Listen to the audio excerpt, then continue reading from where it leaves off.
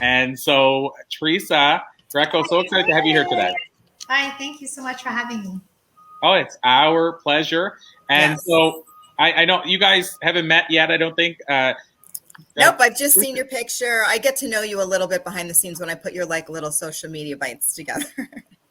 So you're just as beautiful virtually as you are in your photo. Thank you.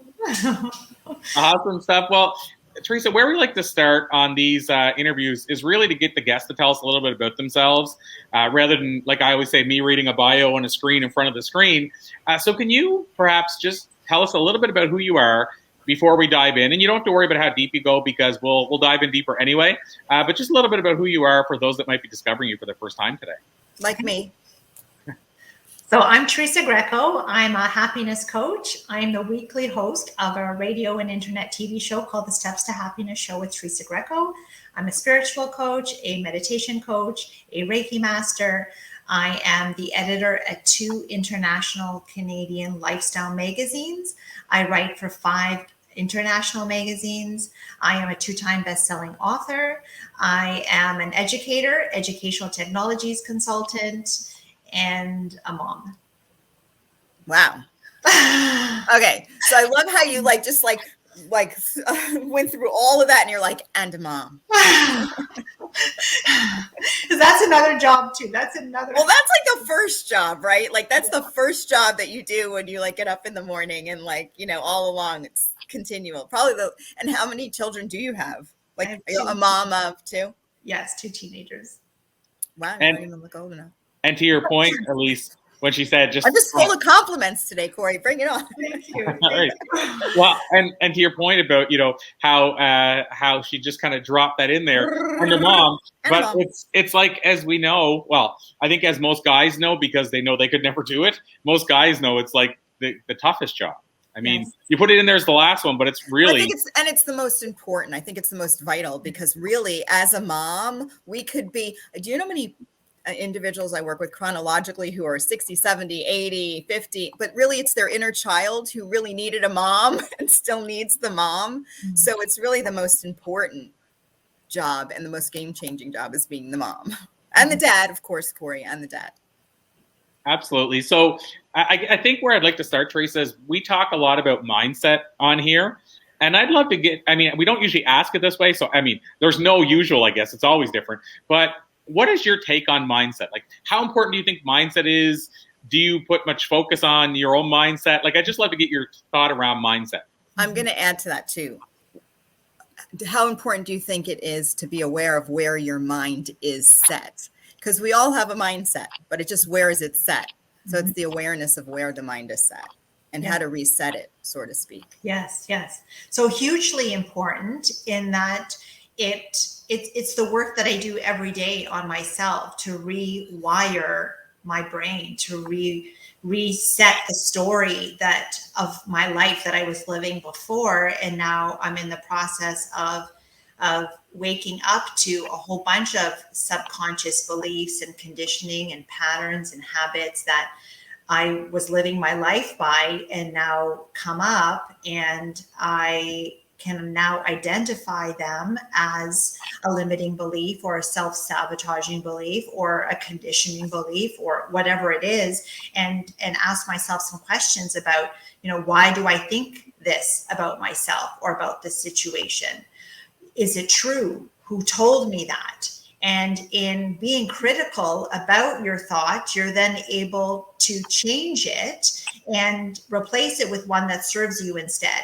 And so when we understand that our brain has 60 to 70,000 thoughts a day, that's a lot of thoughts, 60 to 70,000 a day, and 95% of them are the same as the ones you had the day before.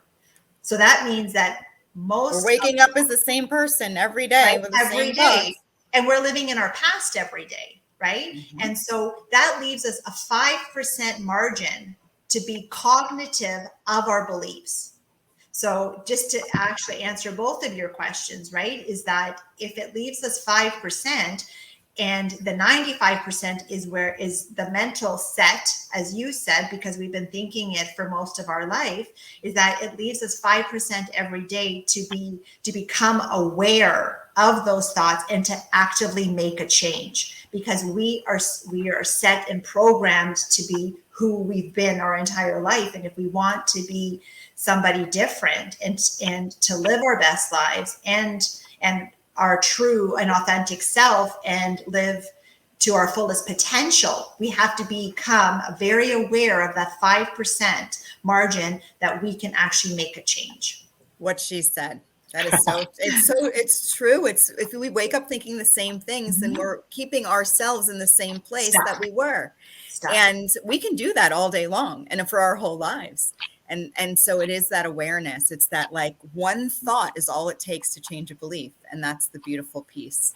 It's simple, but it's not easy. No, it's an everyday process, because it took me 40 years to get to the point that I'm at now. And now I'm uncovering who I really am. That part I'm 53. I'm going to be 54. So, and I'm right there with you. I was always a late bloomer, but like and I think it's just continual. It's just once you have that awareness, I always say you can't unknow what you know.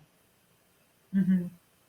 Right? No, and why would you want to? That's the whole benefit of like of aging and growing old, is that we learn more and we know more. I would never want to unknow what I know, because but some people are like, yeah, well, I already know that, and they do something else, but you can't unknow it. Like it's just as valid and just as true for you as it was when it was true for you that one time. Mm-hmm. So that knowing is a gift. And sometimes we just don't know, which is where you come in. I'm sure a lot of people aren't aware.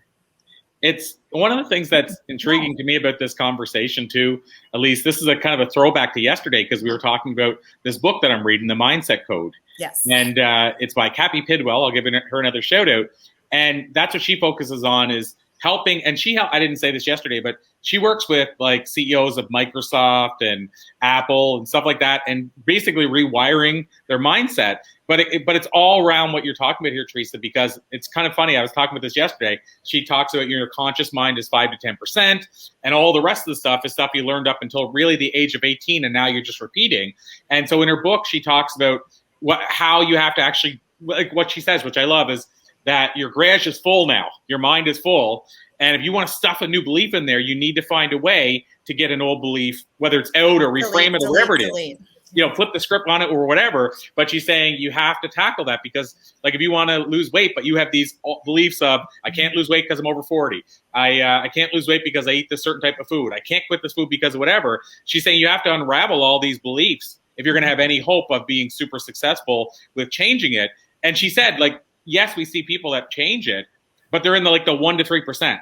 There's not many people that can fully change it just randomly from cold turkey, off of saying, with my conscious mind, I'm going to change it. Most people don't. So I like what you're saying here, because A, we need to be the 5%. We need to be conscious of what's going on and be willing to change that, what's in the subconscious. And then B, know that we've had these beliefs for a long time. Like what made me think of this, because you said, you've had them 40 years. Mm-hmm. It's like if you ate fast food every day for 10 years and then start complaining, well, I've been working out for 3 days, how come the weight's not gone? Mm-hmm. You need to really recheck that, because you spend a lot of years building it. It's going to take at least a little bit of time to unbuild it. Mm-hmm. So anyway, it just reminds me of me reading this book right now. So it's like front and center for me. So I have a personal, go ahead. I just want to piggyback on that. And so I don't know if you're familiar with the Untethered Soul and by Michael Singer, in that I really love his perspective on the fact that then the thoughts in our brain is just the ugly roommate that goes blah, blah, blah all the time, spewing all the negative thoughts and the limiting beliefs, and us playing it small, and you can't do this, and you're not enough, you're not good enough, you're not skinny enough, you're not pretty enough, you're not athletic enough. I had lots of my roommates spewing ugly stuff to me that I thought was me. So let's take it a little bit further. And when you can then realize that the thoughts in your head are not actually you. So my spiritual self, that part of me, is whole and perfect just as I am. And this roommate that wants to spew these negative thoughts and beliefs at me, that's not even who I am. So I've completely, at the same time, also detached myself from what my brain wants to say, from the mind, which is the immortal and eternal and infinite part of myself that is whole and perfect and untouched, just as I am. And I don't have to be more, and I don't have to be that I'm worthy and perfect, just as I am. And so when we can detach ourselves from our brain and those thoughts and not identify yourself with that, that is just the ugly roommate in your head that wants to keep you down and wants to have you playing it small and doesn't want you to forgive people that have done you wrong and doesn't want to have you let go of your past and the trauma and the rejection and the upset and the guilt and the shame and all this other stuff that we carry on our back. Let's separate ourselves and identify that that's not even us. And then that allows us to forgive and to let it go and to move past it, knowing that you are whole and perfect and untouched from any of the baggage. Well, it almost makes me think, and Elise, you can jump in on this, but it makes me think too, kind of the combination of the two of them, the idea of the stuff that has been a pattern since, like, Cappy, and you and Lisa, you and I were talking about this yesterday, from like 0 to, because it's like in the womb, it's even before you're 1. Like the idea of, or even before you came out of the womb, the idea of all these patterns that are put in your head. So if I take both of those, and I might be way off here, Teresa, but if I take both of those, it's almost me like you are perfect and whole when you were like 0, and then all of a sudden all this input came in, and now all of a sudden you're dealing with all these other ideas and conditioning and all this other stuff that happened and built on top of it. But that pure, perfect, whole mind is the one that was untouched. So, you know what I mean? Like untouched before all this stuff happened, all these patterns. And so we can get back to that. That's how I read that. I don't know if I'm right on that. But yes. And that's my view on happiness, is that we are love, peace, and happiness at our core. Happiness is our essential nature. It's who we really are. That when we are born into this world, as you said, we are that love, peace, and happiness, but the world takes us away from that and has us feeling a whole bunch of like negative emotions. And then many people identify with those negative emotions, that I am depressed. It's like, no, you are not your depression. You are not your anxiety. You're feeling depressed. Yes, right? But happiness, and they also view happiness as an emotion, that it's a state of mind, that you feel happy when you're participating in activities that you like. You're on vacation. You're happy because you bought that designer purse. You're happy because you've achieved that promotion at work. And then all of a sudden now, oh no, I'm having a fight with my co-worker. I'm in traffic. My house is a disaster. And now I'm not feeling happy anymore. No. We are happiness. Love, peace, and happiness is who we are. The world is taking us away from that. And so my view on happiness is very different than, let's say, like, I don't know, the status quo idea that happiness is something that we feel. It's a transient emotion. Happiness is not that. Happiness is our essential nature. We are happiness at our core. And so what we need to do then is to remove the blocks to allow us to feel the happiness that's within us, that's always there. And that, because, as you said, the negative beliefs are having you think things about yourself that aren't true. And so then you're creating a block to feeling the happiness that's within you. And so life is really about removing the blocks to return you to your essential nature, which is love, peace, and happiness. You are that, as you said, from 0, when you were born into the world, that's who you are. It's so amazing, because we talk about, the idea of a child, who's so like, just like, I'm willing to run around the store and yell stuff and hang out and all, and like so free. Yes. And then we add all these things on, and all of a sudden it's not cool to be that way anymore. And I find myself getting trapped into the adult thinking too sometimes, like that's been conditioned over the years. And Lisa, I know you want to jump in a couple times, so I'm just going to finish this one statement. But, it's like I had a couple times recently, and I don't know, and I got to go inward and see why this even mattered to me. But I've had people like in the store walking down the aisle whistling because a song's on, and I'm going, we don't want to hear your whistling, lady. but why am I saying that? Like what in me, like why shouldn't I want the that joy? curmudgeon in you, Corey. Like, but why wouldn't I want that joy? So if my son was with me at the same store at the exact same minute, and it wasn't that lady, it was my son whistling, I'd be like, oh, to be so young, oh, to be so joyful. So why is it cool that he's doing it, but this lady? I don't know, Corey. Let's go through this. Why was you know what I mean, why was right? it so Like, frustrating? I know it's not. I know it's cool that she's doing it. I know I should be like, go girl, that's awesome. But I'm just saying. So that's a great example of, to me, how I've been conditioned to think that's annoying. Why are you tapping the pen here while you're beside me? But maybe the tapping the pen is like they're happy. They're just beating up. They have a high level of energy. Their energy's high, and they're tapping the pen. And I'm like, geez, stop doing that. That's so annoying. Or I don't say that. I'm just in my head like going, this lady's whistling. That means, I mean, she's probably happy. She's just like as if she was jumping and kicking her heels together. Why am I curmudgeoning on that? But I don't do it out loud. I don't say it to the person. But the point is, I should like I don't. Well, it doesn't matter because you're feeling it, Corey. Like that. I mean, something in it's bringing up the irritation that's already in you. So something about that, like that's how that's where I would go.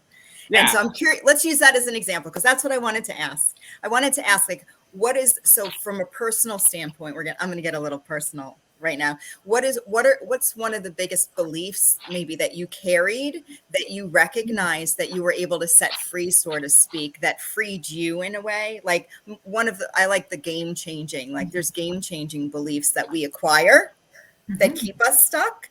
And then there's these game changing beliefs that once we recognize them, and I use EFT in my Flip Your Script coaching, but as the release, like the deleting of the files, I guess for you personally, and let's say I came to you or one of your clients came to you, knowing that happiness is a thing, but they are so not there. What would be maybe one or two steps that you would take somebody through, just so we can get a sense of your approach? Yeah. In real time. So I have like my top 5 steps to happiness that I believe allow you to connect and nurture all aspects of ourselves. So I believe we're conditioned to focus on our physical, mental, and emotional selves, but not our spiritual self. And in our spiritual self is where our inner magic and superpowers lie. And that when we nurture that part of ourselves and we make time to connect to that part of ourselves, then that feeling of there's something missing in my life, there's a void and I don't understand that, like my life, for example, checks off all the boxes that society, culture, religion, family tell you that you should achieve to have a happy life.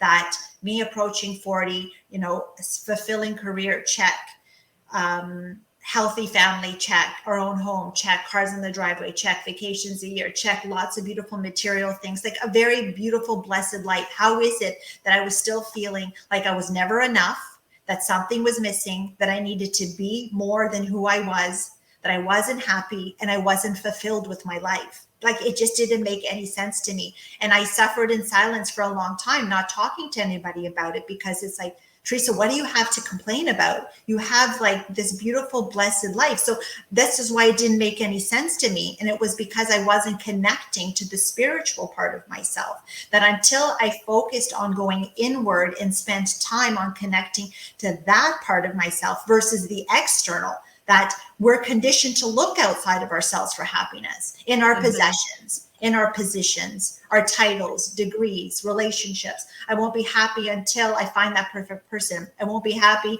until I pay for my mortgage. I won't be happy until I go on vacation.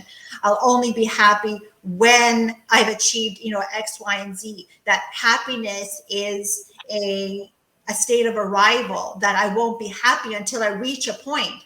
But happiness is who we are. Happiness is in the now. It's not in the future. But we do that.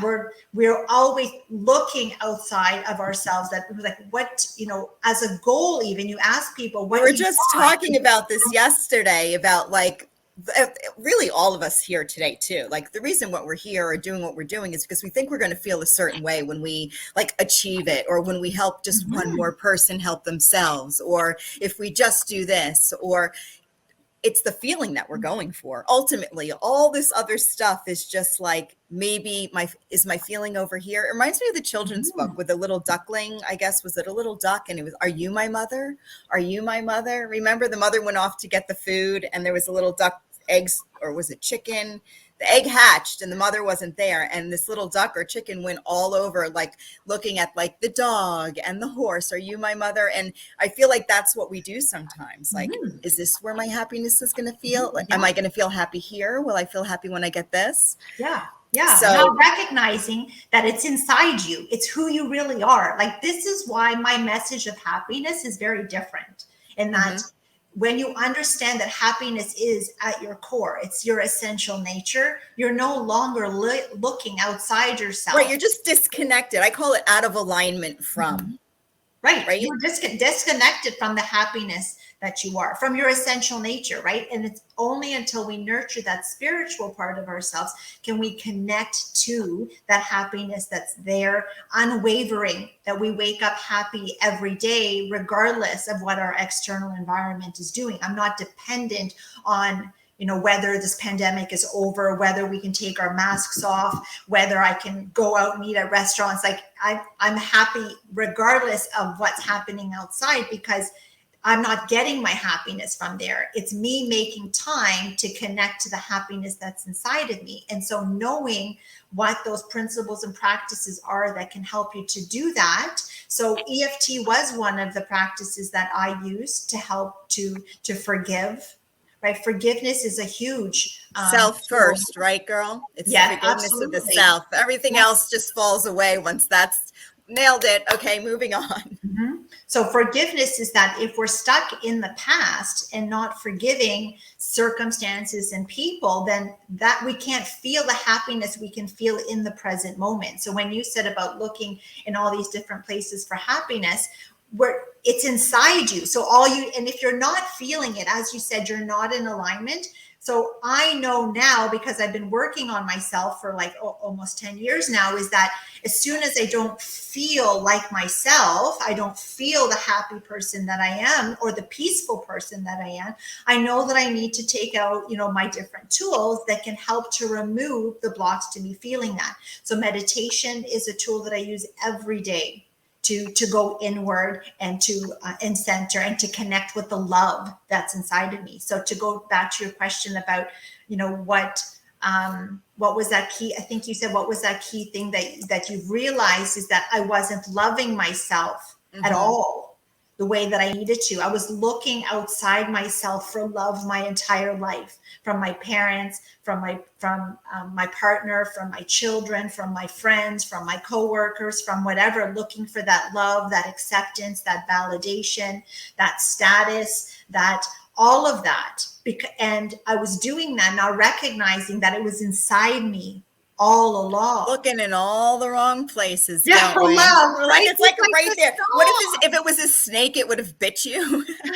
Right? The song, looking for love in all the wrong places. It's inside you. And when I connected through meditate, I believe meditation is that gateway practice that helps you to connect with that. Totally. Joe and I have been hanging out every day for a while now. His meditations are incredible. And you talked about this space, right? Like having this space. And that's very much Joe Dispenza's approach in meditation, is that we have a space, like we're just taking up this space. And what you're saying is that the space that we have is actually the happiness that we're looking for. It's in there. It's all that space with the nothingness that we fill with all these old beliefs and all of these thoughts and all of these not enoughness. And we're full. It's like the cup we talk about. Like when all this comes up, it's already up in the cup, right? It's already in us. So the frustration, the anger, the disappointment, the I'm not enough, when we're feeling it and something is triggering it, it's because we have it. It's not like we catch it. It's not like they gave it to us. So here, I'm going to give you the anger. I'm going to give you the insecurity. No, it's already there. So I have a question from a viewer that I want to make sure we get in that is right around the same topic. But also when we talk about timely, it's kind of interesting because this is what came up on my Facebook page today that I saved that I'm going to repost. Yes. Wait all week for Friday, all year for summer, and all life for happiness. I hate that. But that's exactly what this is what people believe. It's so funny that it's ironic to me that this is what we've been talking about. And that quote I shared obviously a year or 2 years, at some point on the annual a while ago, but it's true, isn't it? Of Corey, happiness is in the now. It's in the present moment. That's where happiness resides. It's not on the Friday. It's not on the vacation. It's being present to your life. That's why mindfulness is one of the things that I practice like all day long, is being mindful, is, what am I appreciating, what I'm putting into my mouth, appreciating like what I see, what's coming out of our mouth. and being here, like here in this present moment, right? Is that really being present and feeling the emotions that the present moment is giving you. And when you are present, that's where your happiness is, because you're not stuck in the past.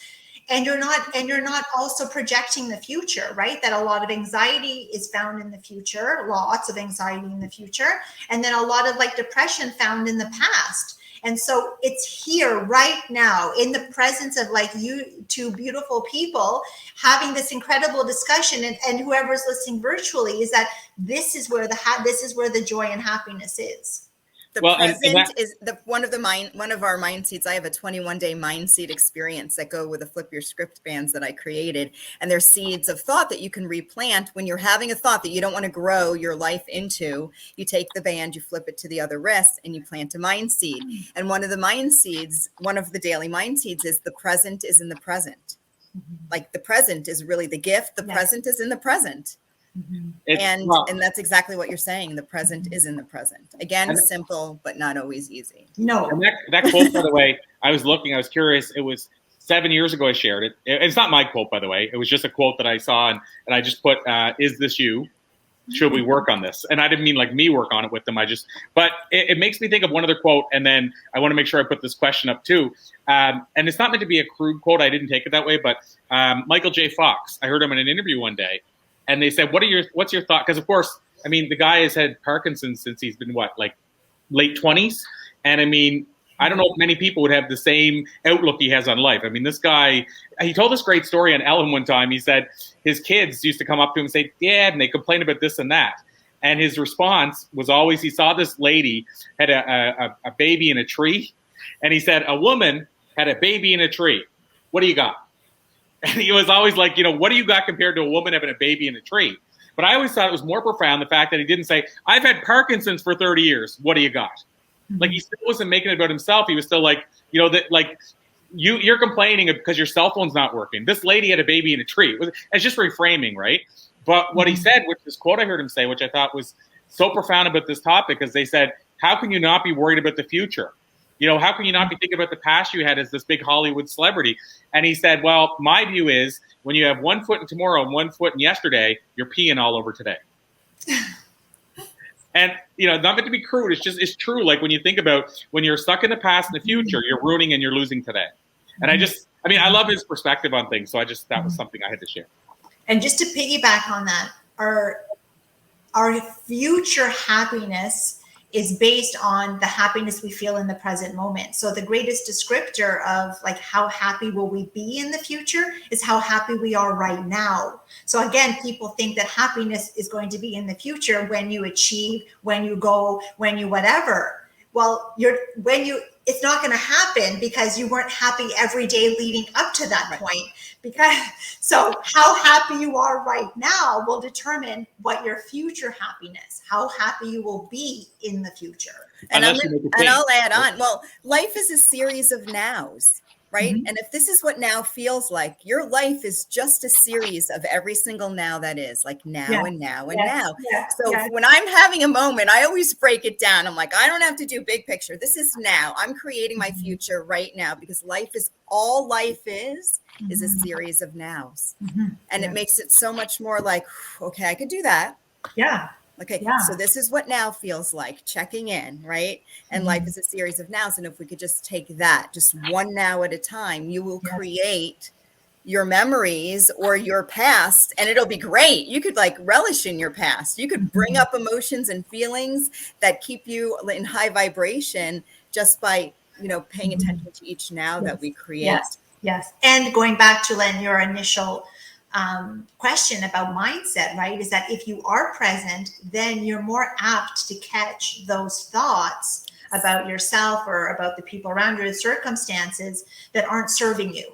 because you're present and you're in tune with it, instead of, being distracted by your phone or watching TV or all the other ways that we distract ourselves from being in the now and being present to what's happening.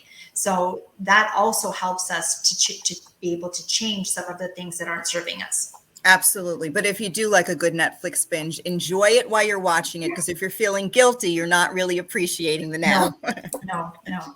And appreciate what that activity is providing you with, right? That maybe you're not thinking about the past or the future when you're now lost in what, and you are feeling that peace in that moment. Like it is, for me, it is also, I don't watch a lot of TV, but sometimes I feel like I need to distract myself from like thinking, because our minds are always going 60 to 70,000 thoughts. Our mind is constantly going, and it's designed to do that. Like it's an amazing organ that's keeping us alive all the time. Even when we're asleep, it's keeping us alive. It really is something that we wouldn't want to turn off. But sometimes when we're feeling like we just need to, meditation does that for me. If I'm going to choose between TV or meditation, I'm going to choose meditation. But sometimes you want the entertainment factor, right? And so I'm a big binger. I'll be the first to admit it. I mean, I get a lot done. I make a lot of changes, but sometimes I like the no-brainers, and actually sometimes you do. I mean, I'm just giving people permission to find what brings them peace and happiness, because it's different. It looks different for everyone. Everybody. Right.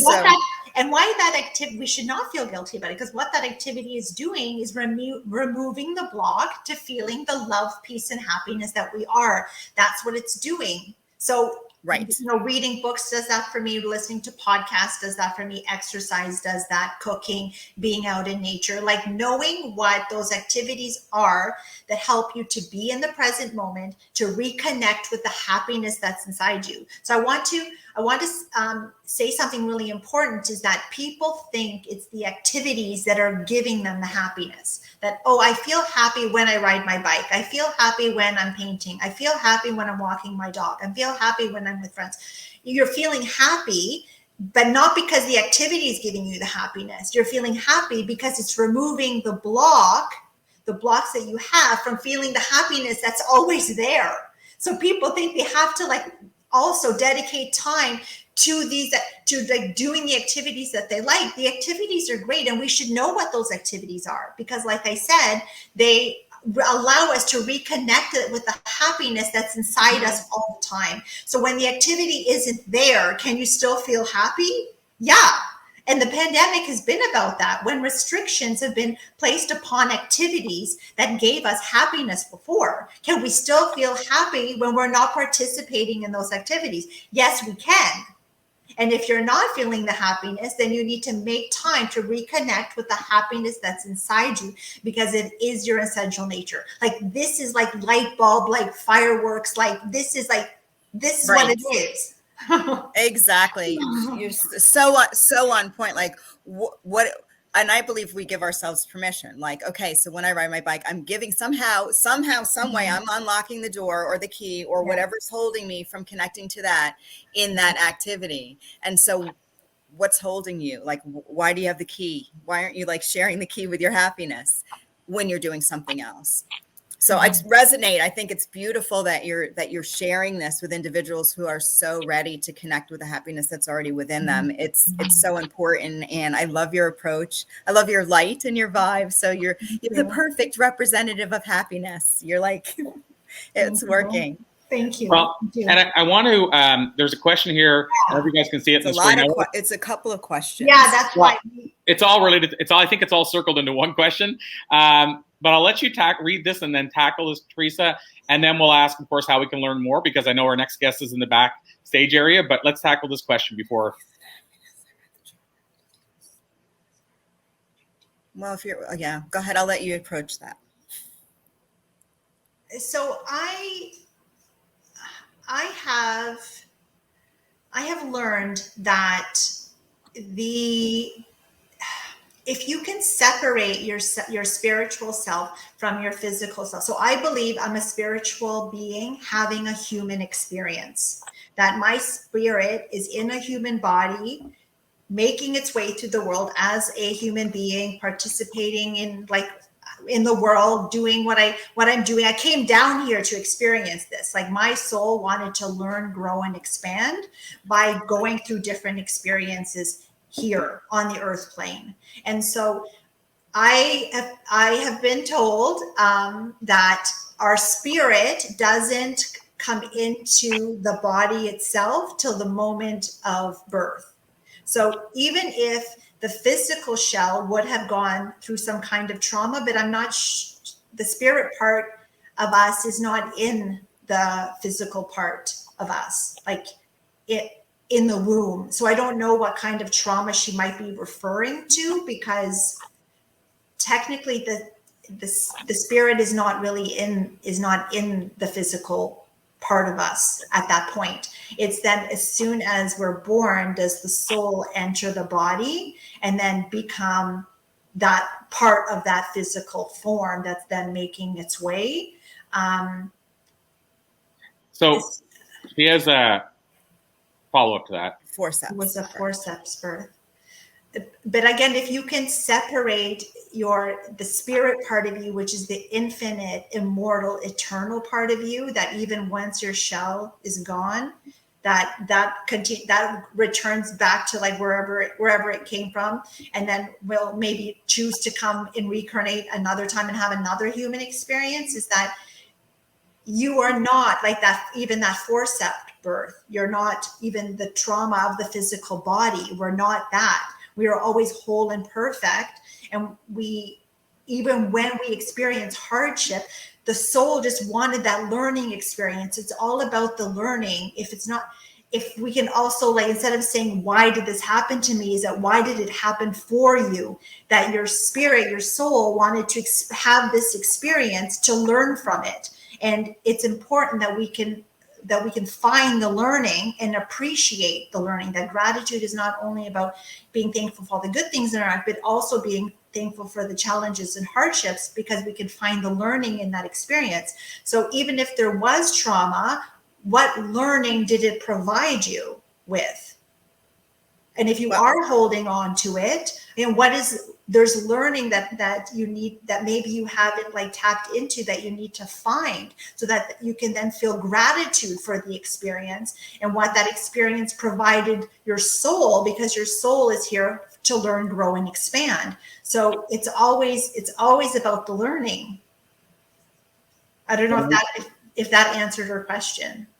It answered it from my perspective, but of course we can let her know if it answered it. And it depends on what's coming up for her right now. Like, how is she feeling challenged and things like that. I mean, I would say if somebody goes through an experience is something traumatic and is here right now, I'm saying badass, right? Like, you made it through. Like, you're like a little like a little nugget, and you made it through like that. Yeah. I mean, come on. I mean, that's huge that you've come through and you're here. For both. It said, who is the learning for both? It's because on a soul level, both of them like decided that they would have this experience together for the learning that it provides, like all the parties, for both. Yeah. And I think, well, I'm just guessing here, but I think George was kind of also pointing out, it may not have even been about your learning. Like, I mean, obviously in this case it was for both, yes, but we're obviously always looking at it like, what did I go through? Right. But the mother also went through it as well. Yes.